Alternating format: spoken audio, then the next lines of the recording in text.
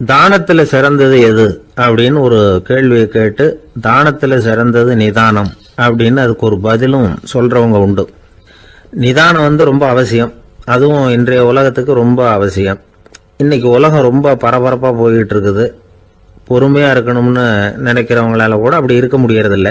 பொறுமையை சோதிக்கிறது மாதிரி பல சம்பவங்கள். அதையெல்லாம் சந்திச்சே தீர வேண்டி இருக்குது. எங்க போனாலும் கியூல நிக்க வேண்டி இருக்குது. எங்க போனாலும் காத்துக்கிட்டு இருக்க வேண்டி இருக்கு. ஆபீஸ்லயோ வீட்லயோ கூட நீங்க நிதானமா பொறுமையா நடந்துக்க தெரியலன்னா உங்களுக்கு சிடுமூஞ்சி முசுடு இப்படிலாம் பேர் வச்சிருவாங்க. அது உங்களுக்கு தேவையா? சரி, வாழ்க்கையில் பொறுமைசாலின்னு பேர் வாங்கறதுக்கு என்ன வழி? முதல் பாயிண்ட், நீங்க நினைக்கிறது, எதிர்பார்க்கறது, செய்யறது எல்லாமே 100% கரெக்டா நடக்கணும்னு ஆசைப்படக்கூடாது.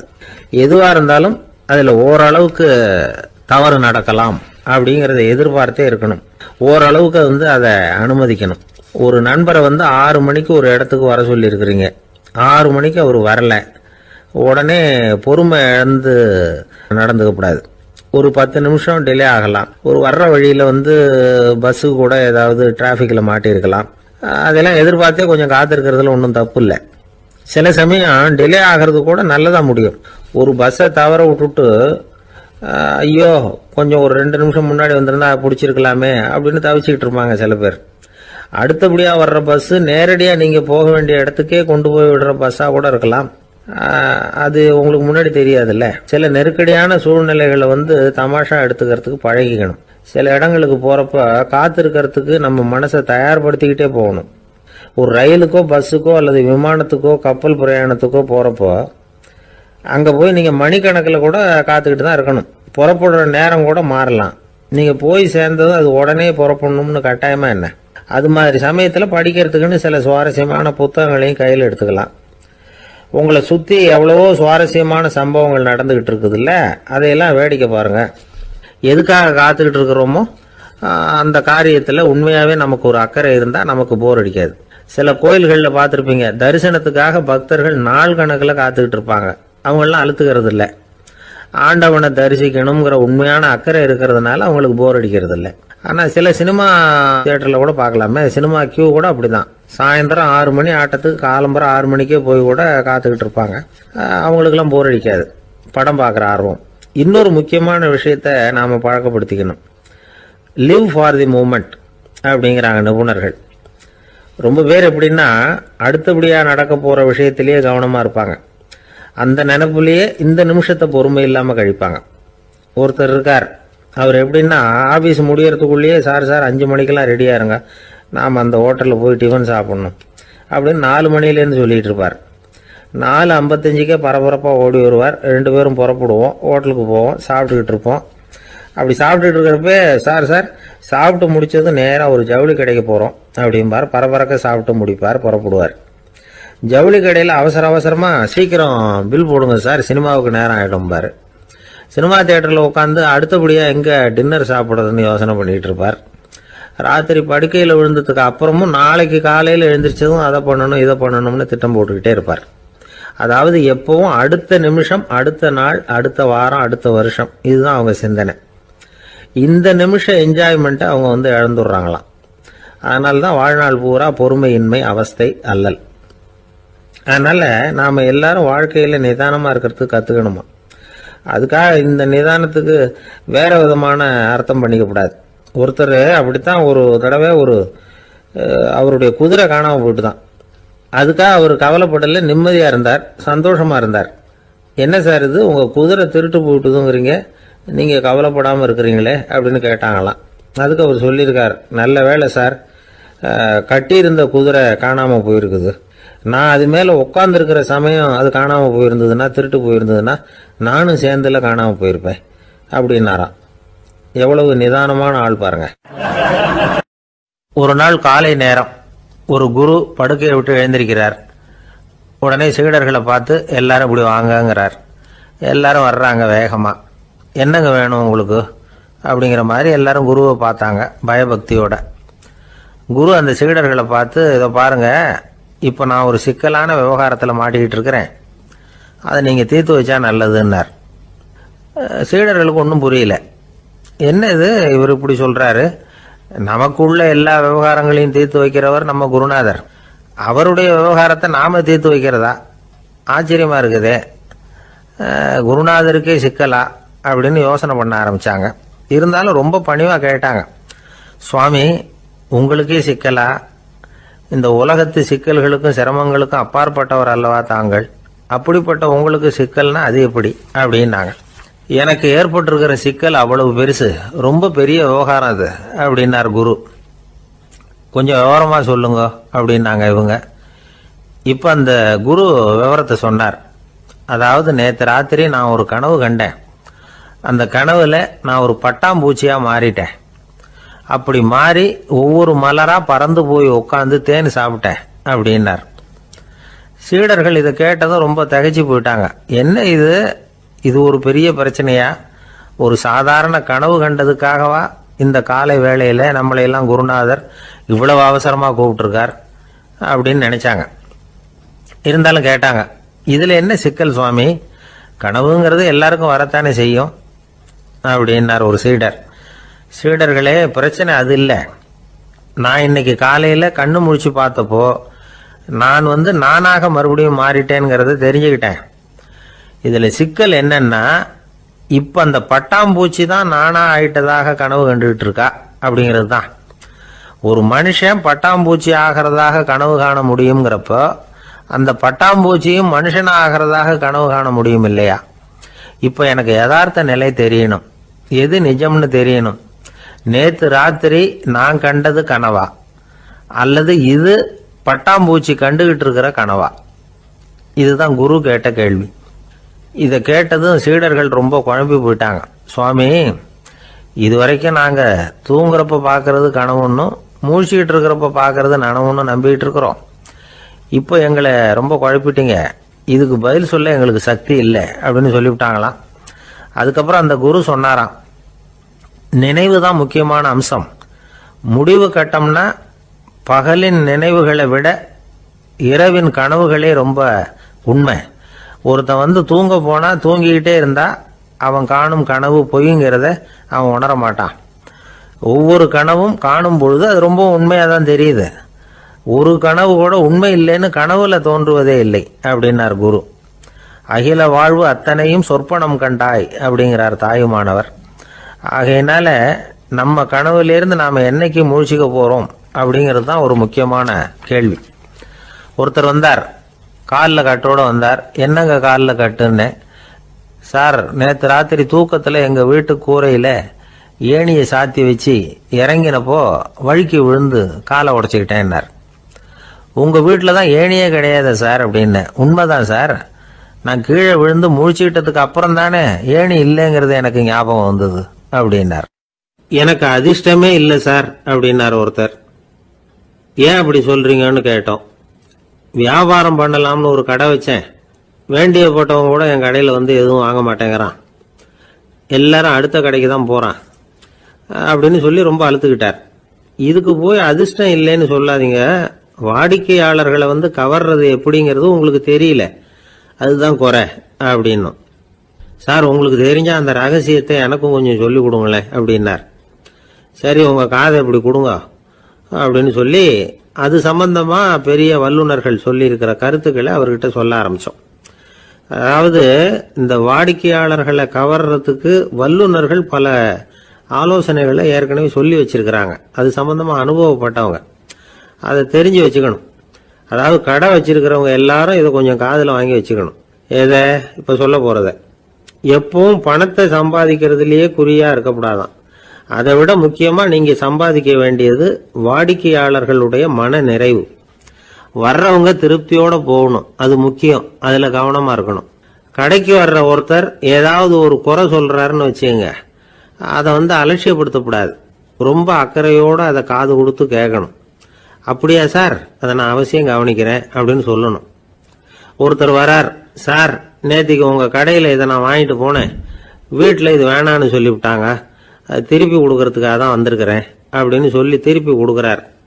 உடனே நீங்க முகம் சுளிக்க கூடாது, எரிச்சல் படக்கூடாது. வழக்கம் போல நிதானமா முகம் அலர்ச்சியோட அதை திருப்பி வாங்கிக்கணும். இவ்வளவு ரூபாய்க்கு சாமான் வாங்கினா இந்த ஸ்பூன் அன்பளிப்பு இப்படி ஏதாவது கொடுக்கலாம். பண்டிகை காலங்கள்லேயும் பொருள்கள் வாங்குறவங்களுக்கு இப்படி ஏதாவது பொருத்தமாக ஒரு அன்பளிப்பு கொடுக்கலாம்.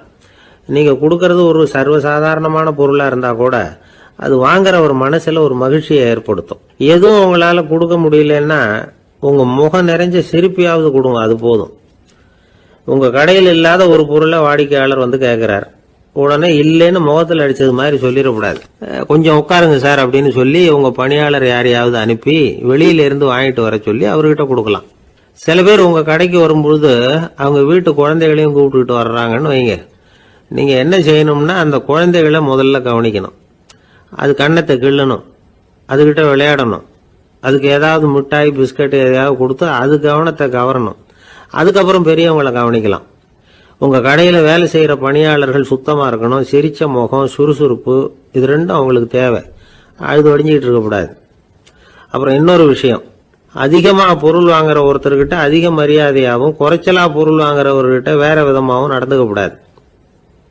எல்லாருக்கிட்டையும் சமமாக நடந்துக்கணும். 5 ரூபாய்க்கு வாங்கினாலும் சரி, 500 ரூபாய்க்கு வாங்கினாலும் சரி, அவங்கக்கிட்ட நீங்கள் காட்டுற மரியாதையில் வித்தியாசம் இருக்கக்கூடாது. எல்லாத்துக்கும் மேலே உங்கள் கடையில் ஒரு பொருள் வாங்கினா அது உண்மையானதாக இருக்கும், தரமுள்ளதாக இருக்கும் அப்படிங்கிற நினைப்பு ஜனங்களுக்கு வரணும். அதனால தரமான பொருளையே நீங்கள் உங்கள் கடையில் வச்சிருக்கணும். இது வரைக்கும் நான் சொன்னதையெல்லாம் கவனத்தில் வச்சுக்கிட்டு நீங்கள் கடையை ஆரம்பிச்சிங்கன்னா வியாபாரம் பிச்சுக்கிட்டு போகும். அப்படி போகலன்னா அதுக்கப்புறம் கேளுங்க. ஏன்னா இந்த யோசனைகள்லாம் அனுபவப்பட்டவங்க சொல்லியிருக்கிற யோசனைகள். இந்த யோசனைகளில் நீங்கள் எச்சரிக்கையாக இருக்க வேண்டிய ஒரு விஷயம் உண்டு. அது என்னங்கிறதையும் தெரிஞ்சு வச்சுக்கிறது நல்லது. என்னுடைய நண்பர் ஒருத்தர் வந்தார். சார், உங்கள் யோசனையை கேட்டதுனால நான் ஒரு அறை வாங்கினது தான் மிச்சம்னார். என்ன ஆச்சுன்னு கேட்டேன். எங்கள் கடைக்கு ஒரு பெரிய அம்மா குழந்தைய தூக்கிட்டு வந்தாங்க சார். உங்கள் யோசனைப்படி அந்த குழந்தையோட கண்ணத்தை கிள்ளணும்னு முயற்சி பண்ணினேன். திடீர்னு அந்த நேரம் பார்த்து அந்த குழந்தை தலையை குனிஞ்சிக்கிட்டுது. என் கை குழந்தையோட கண்ணத்துக்கு பதிலாக அது தூக்கிட்டு வந்தவங்க கண்ணத்தை கிள்ளிவிட்டுது. அதுதான் அப்படி ஆயிட்டுது அப்படின்னார், கண்ணத்தை தடவிக்கிட்டே. ஒரு நண்பர் சினிமா படம் தயாரிக்கிறவர், அவர்கிட்ட ஒரு நாள் பேசிக்கிட்டு இருந்தேன். அது எப்படி சார், நீங்கள் எடுக்கிற எந்த படமும் கையை கடிக்காத அளவுக்கு எடுத்துடுறீங்களே, அது எப்படின்னு கேட்டேன். அது ஒன்றும் பெரிய விஷயம் இல்லை சார். பெண்களுக்குன்னு சில உருக்கமான காட்சிகள், இளைஞர்களுக்குன்னு சில நடனங்கள், அடிதடி காட்சிகள், அப்புறம் வயசானவங்களுக்குன்னு சில ஆன்மீக காட்சிகள், சின்ன பிள்ளைங்களுக்கு சிரிப்பு, இப்படி எல்லாமும் சேர்த்து நான் படம் எடுக்கிறேன். மசாலா படம்னு பேர். இது ரொம்ப பெருசாக இல்லைன்னாலும் ஓரளவுக்கு சுமாராக ஓடிரும், கையை கடிக்காது அப்படின்னார். இது ஒரு உத்தி. சில பத்திரிகை ஆசிரியர்களும் இந்த உத்தியை கையாளுறது உண்டு. இந்த உத்திக்கு பார்னம் உத்தி அப்படின்னு பேர். பார்னம் எஃபெக்ட் அப்படின்னு சொல்லுவாங்க. அதாவது ஃபீனியஸ் டி பார்னம் அப்படின்னு ஒருத்தர் அமெரிக்காவில் இருந்தாராம். அதாவது 19ஆம் நூற்றாண்டில் அமெரிக்காவில் கொடிகட்டி பறந்த ஒரு சர்க்கஸ் நிறுவனத்தின் அதிபர் அவர். இந்த உலகத்தில் ஒவ்வொரு நிமிஷமும் ஒரு ஏமாளி பறந்துகிட்டே இருக்கிறான் அப்படிங்கிறது அவருடைய சித்தாந்தம். ஒவ்வொருத்தரையும் திருப்திப்படுத்துகிற அளவுக்கு அம்சங்களை கொஞ்சம் கொஞ்சமாக கலந்து கேளிக்கை நிகழ்ச்சிகளை நடத்தினது தான் அவருடைய மகத்தான வெற்றிக்கு காரணம். அதனால் அந்த உத்தியை யார் கடைபிடிச்சாலும் சரி, அதுக்கு பார்னம் உத்தி அப்படின்னு பேர் வந்துட்டுது. ஜோசியம் சொல்கிறவங்களுக்கும் இந்த உத்தி தான் கை கொடுக்குது. ஒரு விஷயத்த ஒருத்தருடைய கோள் நிலைகள் அல்லது கையெழுத்து நிரூபிக்கிறதாக அவர்கிட்ட சொன்னால் அதை அவர் நம்பிவிடுவார். ஆனால் அந்த விஷயம் நல்லதாக இருக்கணும், நேர்மையானதாக இருக்கணும், அதாவது பாசிட்டிவாக இருக்கணும். 8ஆம் இடத்துல குரு, 9ஆம் இடத்துல சனி, நீங்கள் ஒரு பெரிய மேதை தான் அப்படின்னு சொல்லுவாங்க. கேட்குறவங்களுக்கு அதை மறுக்கிறதுக்கு மனசு வராது. அப்படி சொல்லும் பொழுது கூடவே என்ன கொஞ்சம் முன்கோபம் அதிகமாக இருக்கும், இருந்தாலும் அது உடனே மறைஞ்சிரும் அப்படின்னு சில அற்ப விஷயங்களையும் சொன்னாலும் அதையும் சரிதான்னு சொல்லி ஒத்துக்குவாங்க. ஆளுமையை எடை போடுகிற ஒரு நிறுவப்பட்ட உத்தியின் மூலமாக தன்னுடைய குணாதிசயங்கள் கண்டுபிடிக்கப்பட்டதாக அவர் நம்புறது தான் இதுக்கு காரணம். இந்த மாதம் பணத்தட்டுப்பாடு கொஞ்சம் இருக்கும், உடம்புல ஏதாவது கொஞ்சம் அசௌகரியம் இருக்கும், வீட்டுக்குள்ளே லேசாக மனஸ்தாபம் வரலாம். இது மாதிரி பொதுப்படையாக சிலதை சொன்னாலே போதும், மக்களை நம்ப வச்சுடலாம்.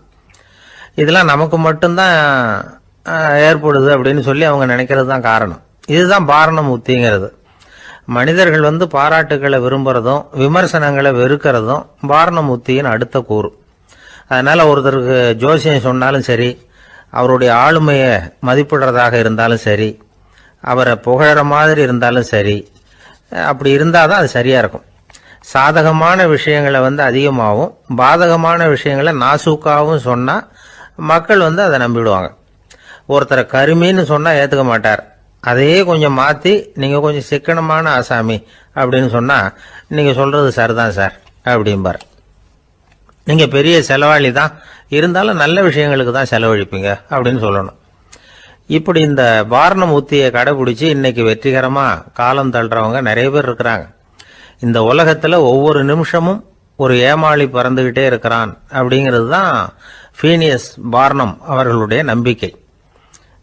அதை விட அடுத்தவங்களை ஏமாளியா நினைக்கிற மனுஷர்கள் தான் இன்னைக்கு வந்து உலகத்தில் ரொம்ப அதிகம்.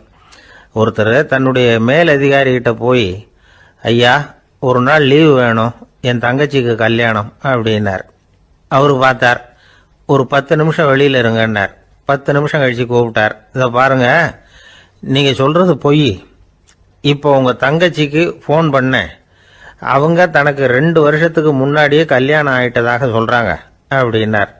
உடனே இவரு சொன்னார், சார் இப்போ நீங்க சொல்றதும் பொய்யா தான் இருக்கணும், ஏன்னா நிஜமா எனக்கு ஒரு தங்கச்சியே கிடையாது அப்படின்னார். ஒரு நீதிமன்றம், அங்க ஒரு கொலை வழக்கு சம்பந்தமா விசாரணை நடந்துகிட்டு இருக்குது. அந்த வழக்கறிஞர் ரொம்ப தீவிரமா வாதாடிக்கிட்டு இருக்கிறார். தன்னுடைய கட்சிக்காரர் நிரபராதிங்கிறது அவருக்கு நல்லா தெரியும். அதனால தான் அவர் சார்பாக வாதாடுறதுக்கே ஒத்துக்கிட்டார். அப்படி அவர் மும்முரமாக வாதாடிக்கிட்டு இருக்கிற சமயத்தில் அவசரமாக தந்தி ஒன்று வந்து சேர்ந்தது. அதை வாங்கி படித்து பார்த்தார். அதுக்கப்புறம் அதை மடித்து தன்னுடைய கோட்டு பையில் வச்சுக்கிட்டு தொடர்ந்து வாதாட ஆரம்பிச்சிட்டார். பேசி முடித்தார்.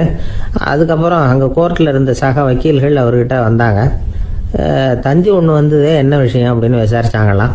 அப்போ அவர் சொல்லியிருக்கிறார், ஊரில் சிகிச்சைக்காக போயிருந்த என்னுடைய மனைவி இறந்து போனதா தந்தி வந்திருக்குது அப்படின்னாராம்.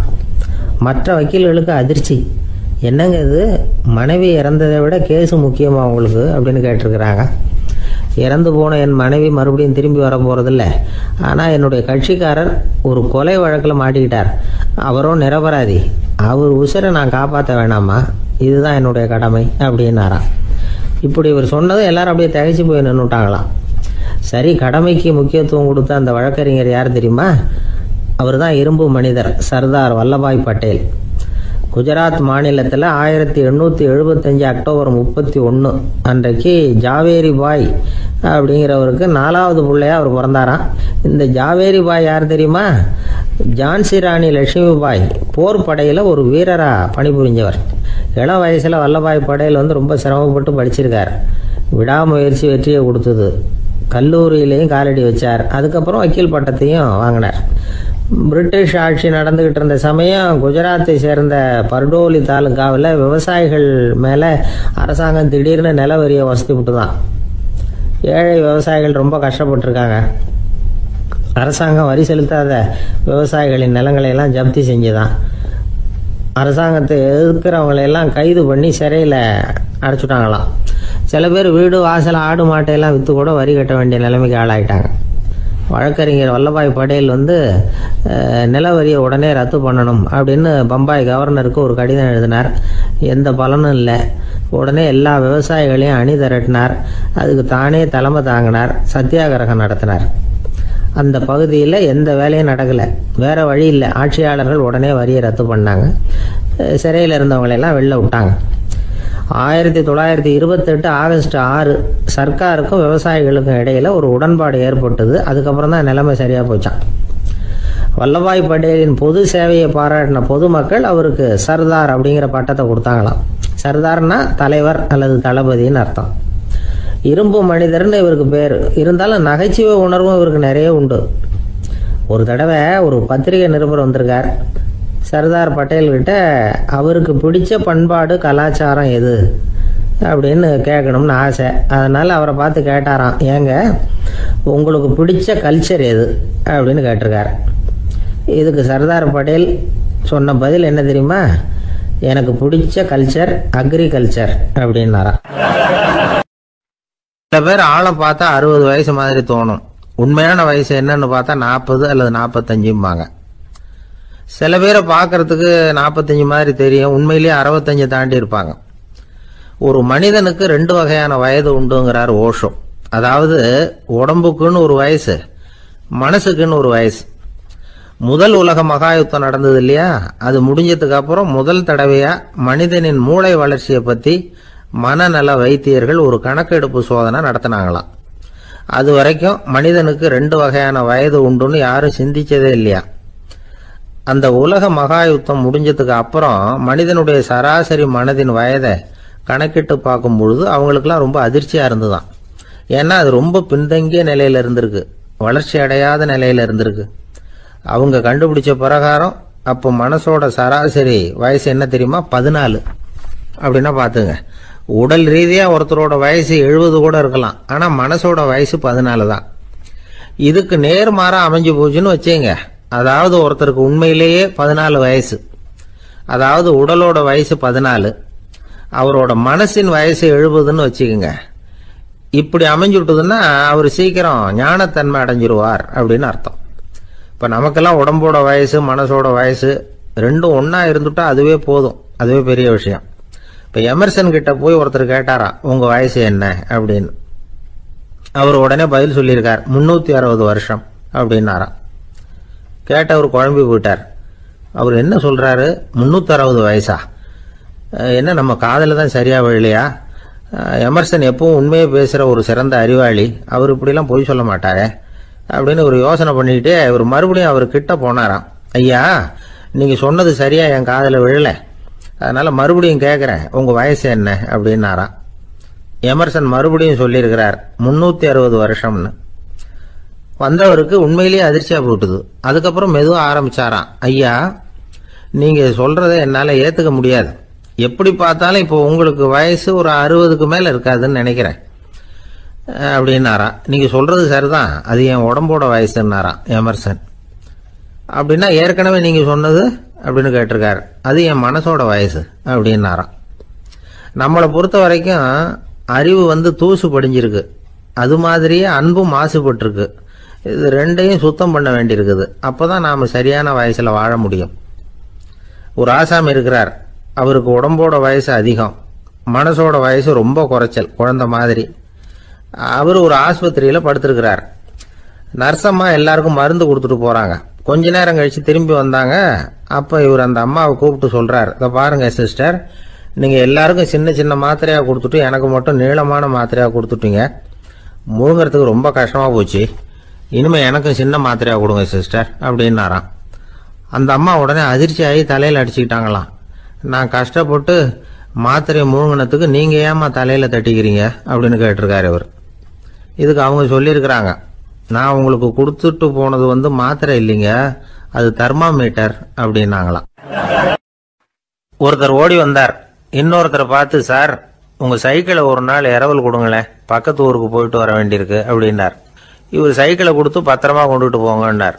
சார் இதை பத்திரமா கொண்டு போறேன், கவலையே வேணாம், ஏன்னா இது உங்களோட சைக்கிள் அப்படின்னு நான் நினைக்கல, என்னோட சைக்கிளா நினைக்கிறேன் அப்படின்னார். அதுக்கப்புறம் தான் இவருக்கு உண்மையாவே பயம் வந்துட்டுது. ஏன்னா அவர் சொன்னது மாதிரி அதை தன்னோட சைக்கிளாவே நினைச்சு தள்ளிட்டு போட்டா என்ன பண்றது? எது எதை நம்முடையதா நினைக்கணுங்கிறதுக்கு ஒரு வரையறை இருக்கு. சில பேர் ஆபீஸையே வீடா நினைச்சு விடுறது உண்டு. அப்படிப்பட்டவங்க கூட வீட்டை ஆபீஸா நினைக்கிறது இல்லை. ஏன்னா வீட்டில் இவர் ஆபீசரா நடந்துக்க முடியறதில்ல. இதெல்லாம் ஒரு பக்கம் இருக்கட்டும், இப்போ விஷயத்துக்கு வருவோம். பொறியியல் மேதை டாக்டர் விஸ்வேஸ்வர ஐயா இருந்தார் இல்லையா, பாரத ரத்னா விருதெல்லாம் கொடுத்தாங்களே. ஆபீஸ் வேலை வேற சொந்த வேலை வேற அப்படிங்கிறதுக்கு ஒரு உதாரணமா இருந்தவர் அவர். மைசூர் மகாராஜா கிட்ட திவானா இருந்தார். அவர் ஒரு நாள் அரசாங்க வேலை காரணமா வெளியூர் போயிருந்தார். ஹாசன்கிற ஊருக்கு பக்கத்துல ஒரு பயண மாளிகை, அங்க தங்கிவிட்டார். ராத்திரி அங்க தங்கி இருந்துட்டு விடிஞ்சதும் ஊருக்கு திரும்புறதாக திட்டம். ராத்திரி தூங்குறதுக்கு ரொம்ப நேரம் ஆயிட்டுது. ரொம்ப நேரம் வரைக்கும் அரசாங்க சம்பந்தப்பட்ட வேலைகளையே பார்த்துக்கிட்டு இருக்கிறார். அரசாங்க ஃபைல்கள் நிறைய இருந்தது. அதையெல்லாம் ஒவ்வொன்றா எடுத்தார், படிச்சு பார்த்தார், பரிசீலனை பண்ணார். அதில் எழுத வேண்டியதை எழுதினார், கையெழுத்து போட்டார். ஒரு வழியா அந்த வேலையெல்லாம் முடிஞ்சுது. அதுக்கப்புறம் என்ன பண்ணாருன்னா, தன்னுடைய சூட்கேஸை திறந்தார். அதிலிருந்து 2 மெழுகுவத்தியை எடுத்து கொளுத்தி வச்சார். அந்த பயண மாளிகையில அது வரைக்கும் எரிஞ்சுக்கிட்டு இருந்த மின்சார விளக்குகளை அணைச்சுட்டார். அதுக்கு பிறகு அந்த மெழுகுவத்தி வெளிச்சத்துல சில புத்தகங்களை தொடர்ந்து படிக்க ஆரம்பிச்சிட்டார். அந்த பயண மாளிகையில பணியாளரா இருந்தவர் இதை பார்த்துட்டு ஓடி வந்தார். மறுபடியும் மின் விளக்கு போடுறதுக்காக போனார். விஸ்வேஸ்வரையா அதை பார்த்துட்டு போட வேணாம்ட்டாராம். இதுவரைக்கும் நான் அரசாங்க அலுவல்களை கவனிச்சுக்கிட்டு இருந்தேன், அதனால மின் விளக்குகள் அப்போ எரிஞ்சதுல தப்பு இல்லை. இப்போ நான் புத்தகம் படிச்சுக்கிட்டு இருக்கேன், இது என்னுடைய சொந்த வேலை. இங்கே இருக்கிற மின் விளக்கு அதுக்காக ஏன் எரியணும் அப்படின்னு கேட்டாராம். இப்போ இருக்கிற சில அரசு பணியாளர்கள் கிட்ட இந்த சம்பவத்தை பேச்சோட பேச்சா சொல்லி பார்த்தேன்.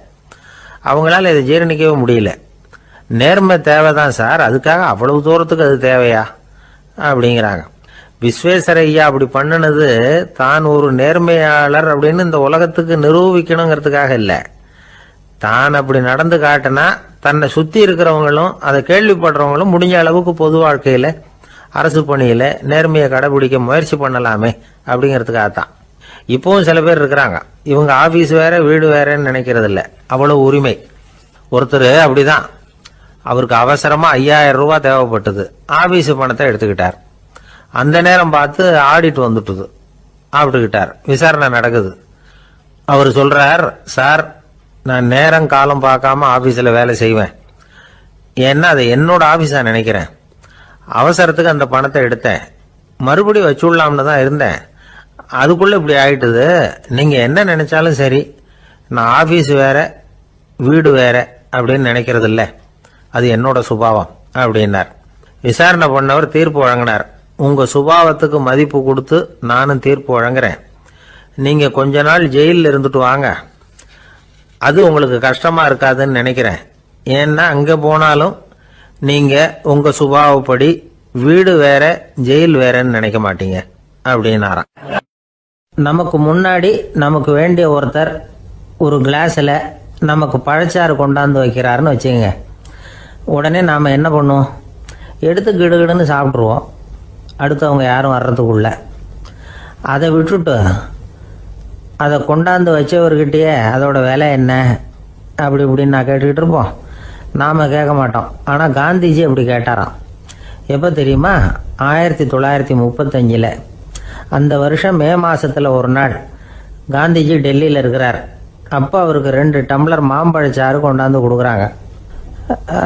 அதை வாங்குறார். இதோட விலை என்ன அப்படின்னு கேட்டார் காந்திஜி. யாருக்கிட்ட கேட்டாருன்னா மனுபென் காந்திகிட்ட கேட்குறார். அவங்க தான் கொண்டாந்து கொடுக்குறாங்க. காந்திஜிக்கு உதவி செய்யறதுக்காக அவர் கூடவே இருந்தவங்க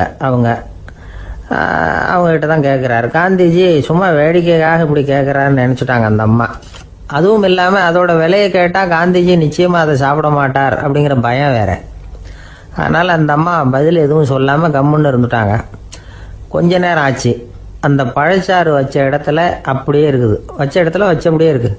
காந்திஜி அதை சாப்பிடவே இல்லை. மனுபென் காந்தி பார்த்தாங்க. மெதுவாக காந்திஜி கிட்ட போய் அதை சாப்பிடுங்களேன் அப்படின்னாங்க. பழச்சாறு விலை என்னன்னு கேட்டேன், அதுக்கு பதில் இல்லை. அது முதல் தப்பு. பதிலை எதிர்பார்த்திருந்தும் அதை பற்றி விசாரிக்கலை, அது 2வது தப்பு. இப்படி 2 தப்புகளை பண்ணிவிட்டு என்கிட்ட வந்து இதை சாப்பிடுங்கன்னு சொன்னால் அது எப்படி அப்படின்னு கேட்டாராம் காந்திஜி. மனுபென் காந்தி என்ன சொல்கிறதுன்னு தெரியாமல் திகைச்சு போய் நின்றுக்கிட்டு இருந்தாங்க.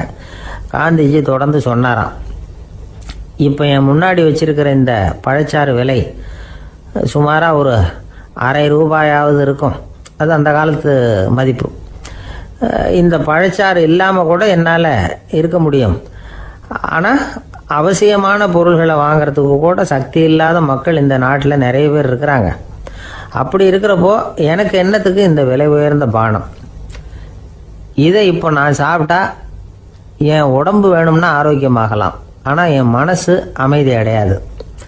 எனக்கு என்னுடைய உடல் ஆரோக்கியத்தை விட மன ஆரோக்கியம்தான் முக்கியம். அதனால் இதை நான் சாப்பிட மாட்டேன், எடுத்துகிட்டு போயிடு அப்படின்னாராம். அந்த சமயத்தில் ஒரு அகதி பொண்ணு 2 குழந்தைகளோட காந்திஜியை பார்க்கறதுக்காக வந்தது. வணக்கம் சொல்லிச்சு. காந்திஜி உடனே தனக்கு முன்னாடி இருந்த பழச்சாற்றை எடுத்து அந்த பொண்ணுகிட்டையும் குழந்தைகள்கிட்டையும் கொடுத்து சாப்பிட சொன்னார். அவங்க அதை வாங்கி ரொம்ப சந்தோஷத்தோடு சாப்பிட்டாங்களாம். அதை பார்த்த காந்திஜி முகத்தில் ஒரு புன்னகை, ஒரு பரவசம், ஒரு திருப்தி. அவர் மனசு நிறைஞ்சி இருந்தது. அப்போ அவர் சொன்னாராம், ஆண்டவன் எனக்கு எப்பவும் சரியான சமயத்தில் கை கொடுப்பாருங்கிறது அதுக்கு இதுதான் அத்தாட்சி. நான் ஒரு இக்கட்டான சூழ்நிலையில் இருக்கிறப்ப கூட கடவுளின் கருணையால் அந்த சூழ்நிலை என்னை பாதிக்கலை. என் கூட இவ்வளவு நாள் பழகியும் கூட இங்கே இருக்கிறவங்க எனக்கு அதிக விலை உள்ள பழரசத்தை கொடுத்தாங்க. ஆனால் சரியான நேரத்தில் அதை சாப்பிட வேண்டியவங்களை என்கிட்ட அனுப்பி வச்சு என்னை சந்தோஷப்படுத்தினார் கடவுள், அவருக்கு நன்றி அப்படின்னாராம் மகாத்மா காந்தி. உடல் ஆரோக்கியத்தை விட மன ஆரோக்கியம்தான் எனக்கு முக்கியம்னு சொன்னார் பாருங்க. அதை நாம் எல்லாரும் மனப்பூர்வமாக இன்னைக்கு சிந்திச்சு பார்க்கணும். இந்த காலத்தில் எல்லாரும் அப்படியா நினைக்கிறாங்க? எனக்கு தெரிஞ்ச ஒருத்தர் இருந்தார். தினமும் காலையில் ஒரு காபி சாப்பிட உட்கார்ற நேரத்தில் பக்கத்து வீட்டுக்காரர் வந்து சேருவார் கரெக்டாக. உடனே அவரும் தனக்குன்னு வந்திருக்கிற காப்பியை எடுத்து மனப்பூர்வமாக பக்கத்து வீட்டுக்காரர்கிட்ட கொடுத்துருவார். அதுக்கப்புறம் அவருக்காக வேற காப்பி போட்டு கொண்டாந்து கொடுத்தாலும் வேண்டான்னு சொல்லிடுவார். ஆண்டவனாக பார்த்து சரியான நேரத்தில் அவரை எங்கள் வீட்டுக்கு தினமும் அனுப்பி வைக்கிறார் அப்படிம்பார். ஏன் அப்படி சொல்கிறீங்க அப்படின்னு கேட்டோம்.